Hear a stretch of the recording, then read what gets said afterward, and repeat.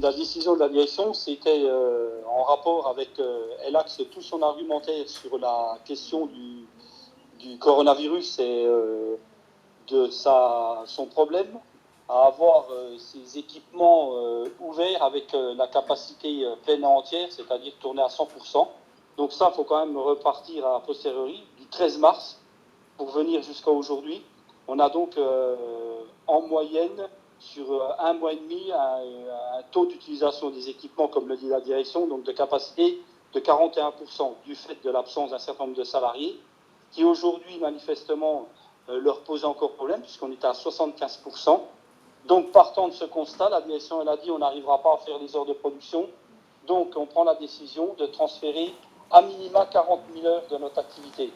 Donc ces 40 000 heures, c'est pas trop, ça représente deux 9HA.02 qui devaient être fabriqués à Greenville, qui seront faits, 2 rotors, et un rotor 903, et la réparation de 2 rotors en Arabie Saoudite à Gemtech GRSS. Une autre réflexion au niveau de la CGT, c'est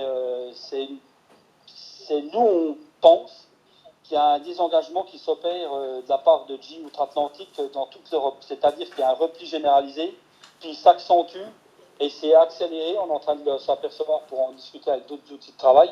Il s'accentue puis il s'accélère depuis quelques semaines. Et ça, sous couvert de la crise du Covid-19. La deuxième qu'on fait, c'est que accélérant ce processus, ils voulaient transférer parce qu'ils disaient qu'ils ne pouvaient pas nous faire bosser, alors que les choses ne sont pas justes.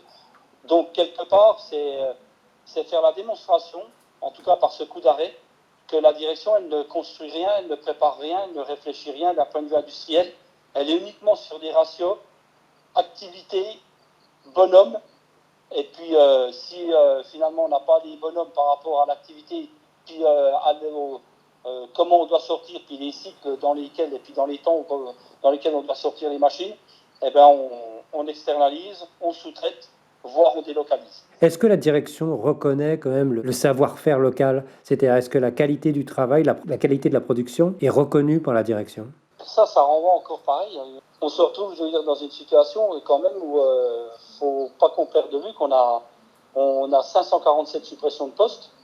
Si on ne s'était déjà pas battu à 10 jours de grève, etc., nous aurions été, je veux dire, à plus de 850, presque 900 suppressions de postes. Donc là, on ne s'en parlerait même plus. Je pense que ça serait déjà, l'outil serait, je veux dire, fermé de travail. Donc au final, cette situation les amène non pas à se dire on n'est pas capable ou on est capable. Ils ne raisonnent même plus comme ça. Ils savent qu'ils sont en difficulté parce que beaucoup de gens sont partis. On a des usineurs qui doivent travailler sur des machines-outils à Bouronne pour livrer nos composants. Ils peinent à en trouver parce qu'il y en a énormément qui sont partis dans le cadre du PSE. Le fait d'abandonner cette délocalisation, ça sauve combien d'emplois sur l'activité? Je reviens à ce que je dis il y a quelques instants. Je parle d'une administrateur combustion qui devait, je veux dire, à un moment donné, qui occupe 70 bonhommes. Et donc, elle n'était pas prévue de le faire. Et il le faisait, je veux dire, à partir déjà du mois de mai cette année. Ils ont compris quand même que le langage de force, fallait l'évoquer, pas plus tard que hier, à la préfecture, avec les services de l'État.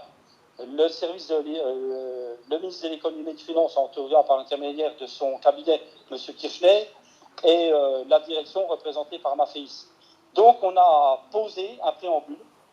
Pas de consultation comme il le prévoyait ce matin dans une réunion pour aller un peu plus vite en zone sur le transfert d'activité parce que c'est ce qui était prévu. Ça ne s'est pas fait. Donc ça a été un coup d'arrêt. Pour le coup, quand même, symboliquement, ça peut être une victoire parce qu'on y allait quand même. Si on ne prend pas la mesure, je veux dire, de connaître nos métiers, d'analyser, je veux dire, nos produits, puis d'être en capacité de proposer, et puis je veux dire, d'être les gens qui défendent, je veux dire, les outils de travail, on va se faire bousiller sur l'autel des profits. Voilà ma conclusion.